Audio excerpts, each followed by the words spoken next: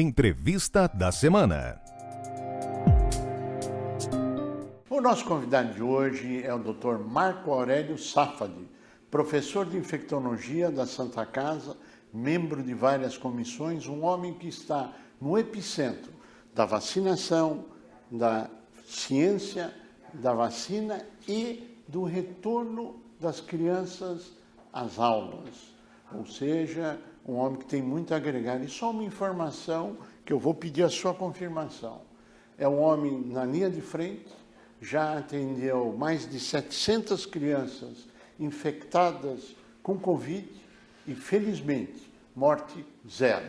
É um prazer tê-lo conosco. O prazer e a honra são minhas, Curi. Uma alegria para mim poder participar aqui com você e com aqueles que nos acompanham hoje.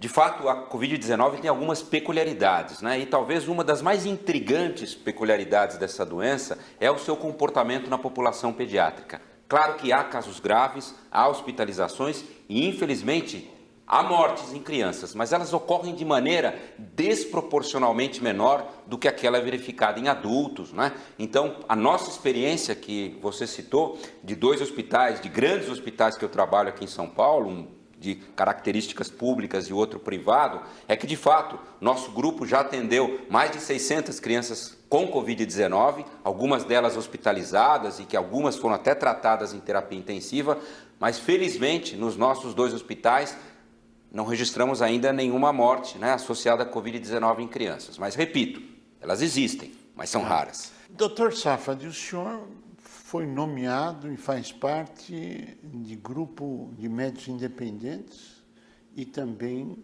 de um grupo específico do governo de São Paulo. Por favor, quais são? A gente teve a alegria, né, de ser convidado para fazer parte do Comitê Médico de Educação, convite esse feito pelo secretário da Saúde, né, Dr. Roscielli, e o governador do estado de São Paulo, né, Dr. João Dória. Então, junto com outros colegas meus de renomada competência, né, eu tenho a honra de estar participando desse comitê que tem como objetivo dar consultoria à Secretaria de Educação e ao governo do estado no que diz respeito, Curi, a talvez um dos pontos mais importantes dessa pandemia, que é permitir o retorno das crianças às atividades escolares. Que é fundamental. Crucial. Mas não parou aí. O senhor também fez parte de uma outra comissão independente para falar de vacina. Exato. A gente também foi solicitado, né, para que opinássemos e que dessemos o nosso parecer em relação à expectativa que as vacinas que hoje felizmente já temos disponíveis aqui no nosso país, né? Há 2 vacinas já autorizadas para uso emergencial e nós fomos convidados para opinar em relação ao que representaria a inclusão dessas vacinas no nosso programa e que impacto elas podem trazer para o controle, né, desta pandemia. Novas vacinas estão surgindo e vem uma grande dúvida no ar. Qual a vacina que eu devo tomar?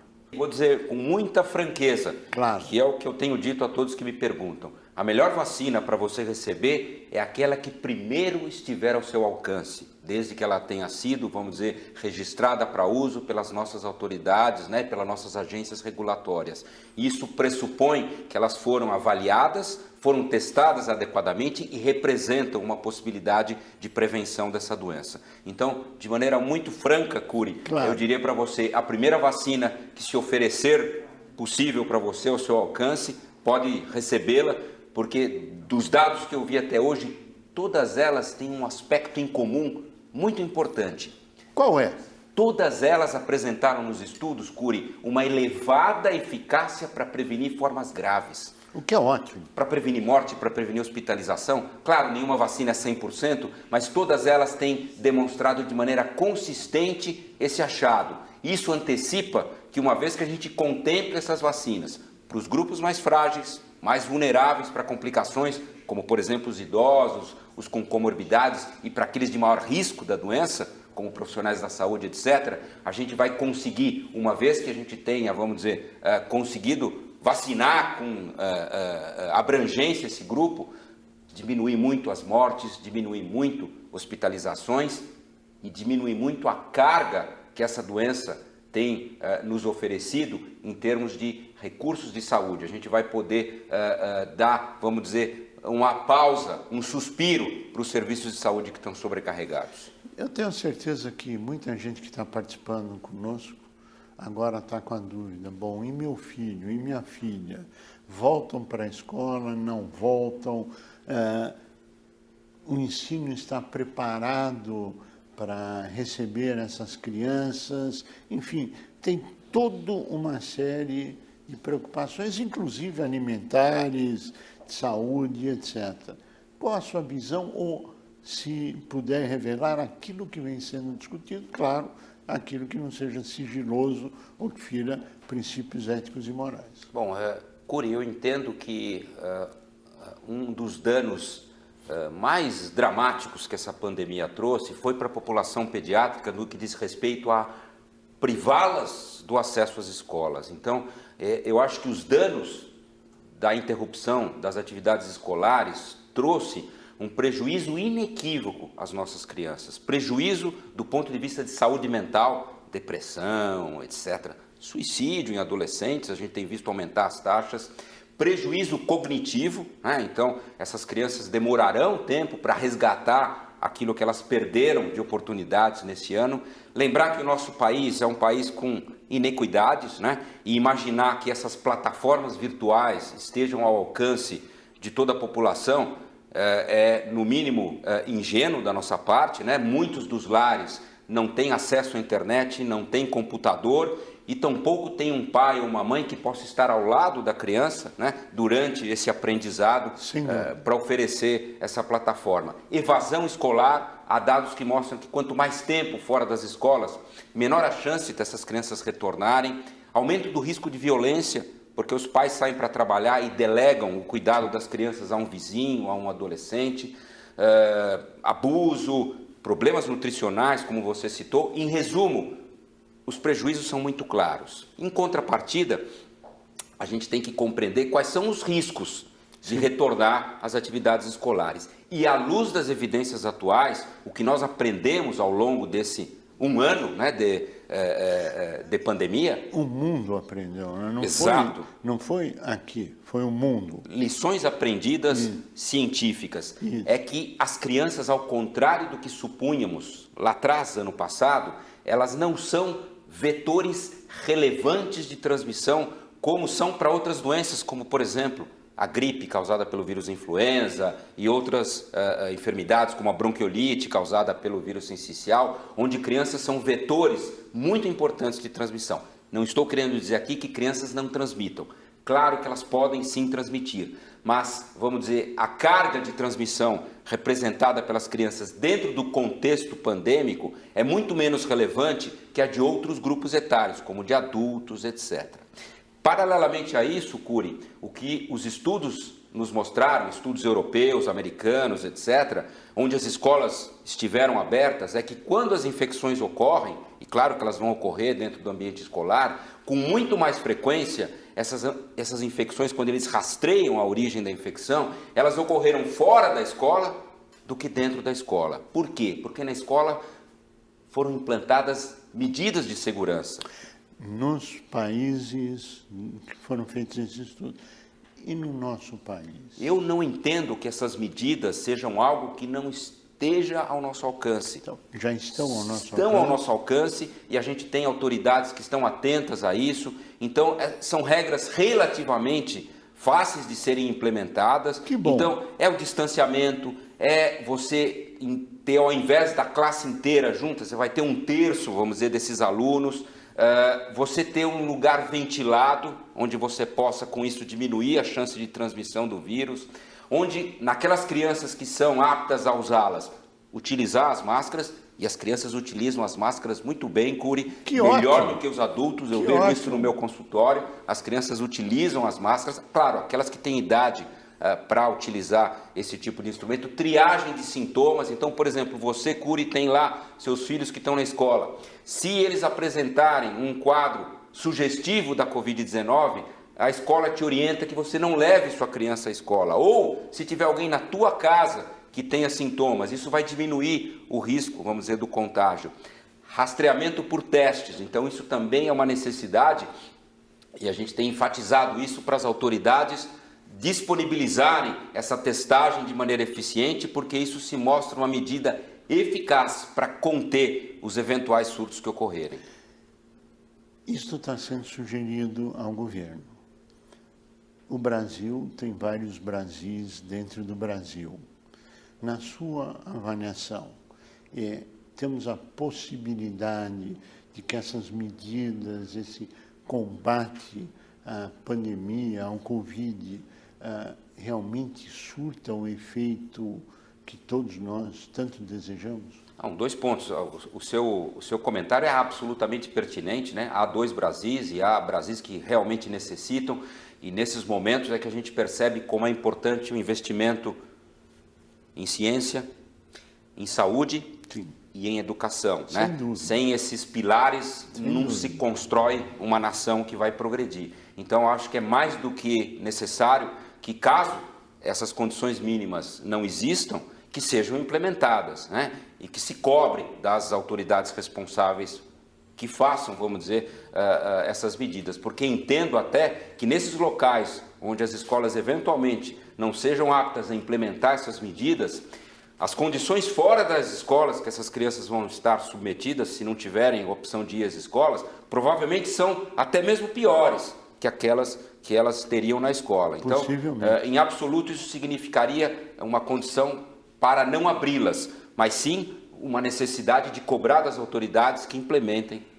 as melhorias. Na sua avaliação, a vacinação é um processo em curso. O retorno às aulas é um processo em curso.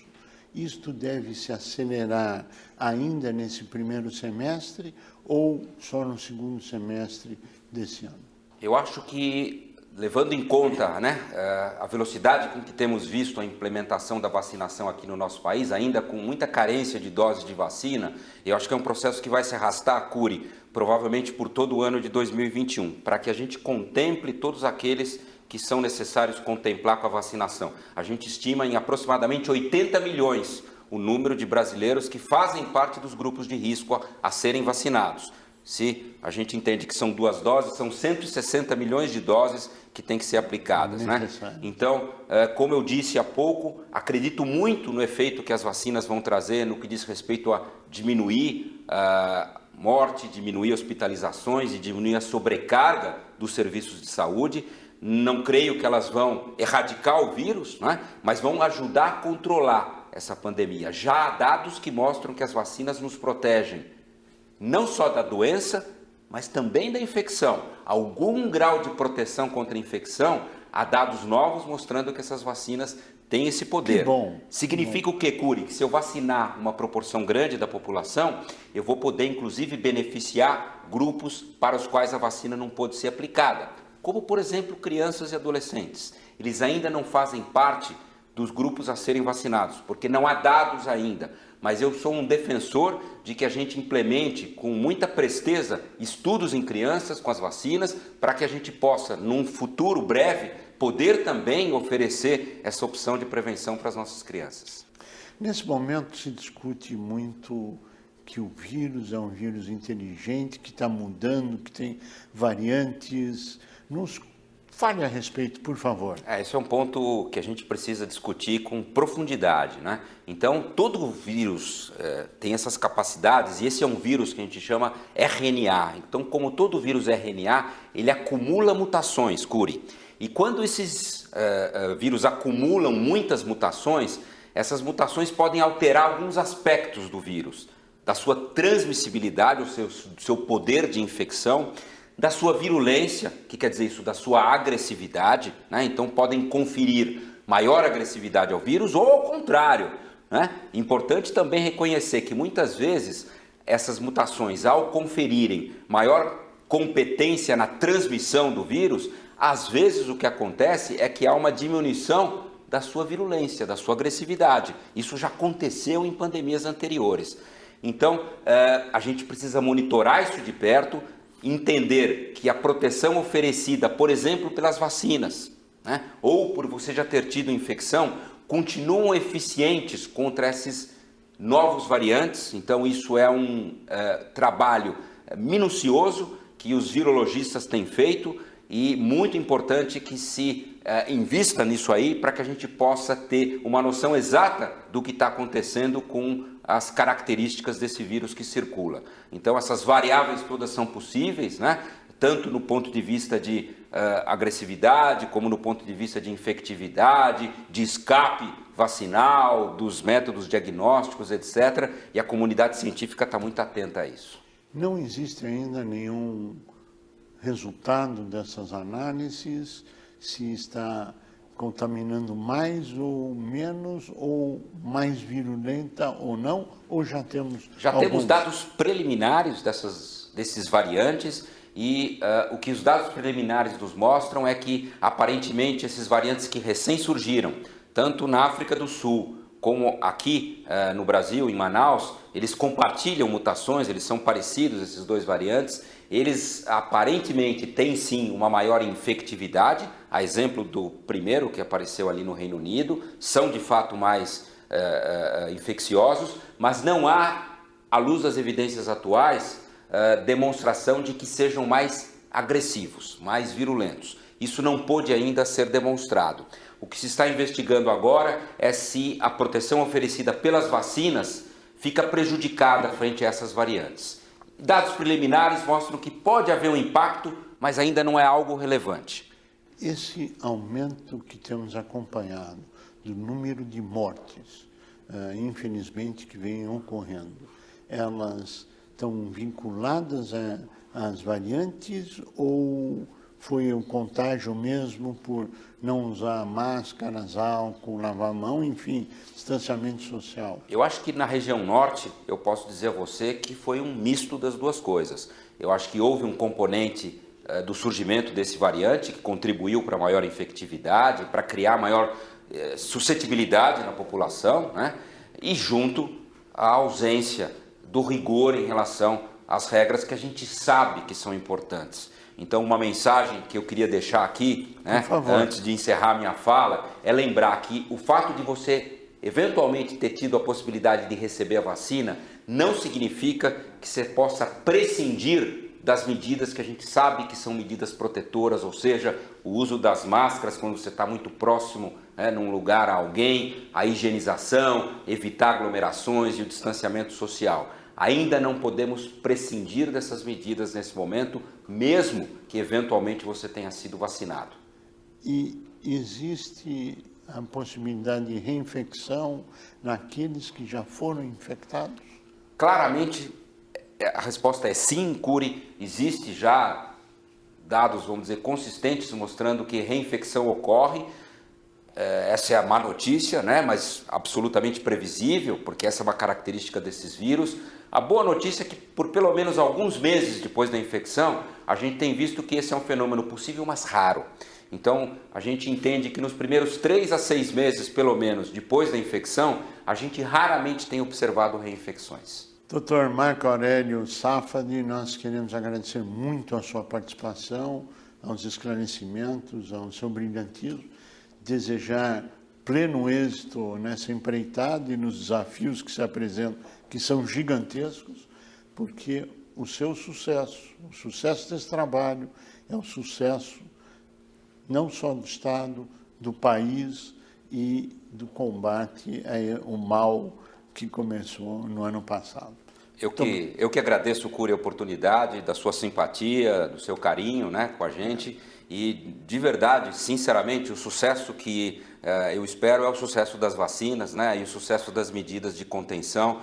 Esse verdadeiramente é o sucesso que eu enxergo necessário para a nossa população, para trazer um pouco, né, da possibilidade de nós, em breve, né, retornarmos, vamos dizer, a um cenário que permita retomarmos muitas das coisas que fomos privados nesse ano. Todos nós. A você que esteve conosco, o nosso mais profundo agradecimento, com a certeza que estaremos juntos na semana que vem. Até lá! Com o avanço da tecnologia digital, as informações estão na palma da mão. Vídeos, e-books, tutoriais, podcasts. Mas de que serve tanta informação se nós não temos tempo para filtrar o que realmente é de qualidade? Os cursos à distância da Capta têm curadoria e são focados no desenvolvimento pessoal e profissional. No que você é bom, para a Capta te deixar ainda melhor. Modernize o seu conhecimento e aplique no seu dia a dia. Vem aprender com a gente. Capta, o portal do conhecimento. Agora é a hora dos empresários da pequena empresa ganharem dinheiro com a internet. O Marketplace da KeepSell chegou com tudo. Você que tem um micro e pequeno negócio, venha vender os seus produtos num Marketplace focado em você. Cadastre-se no Marketplace da KeepSell e venda com segurança para qualquer pessoa física ou jurídica do Brasil, sem burocracia. Inscreva-se gratuitamente agora e coloque a sua empresa na era digital.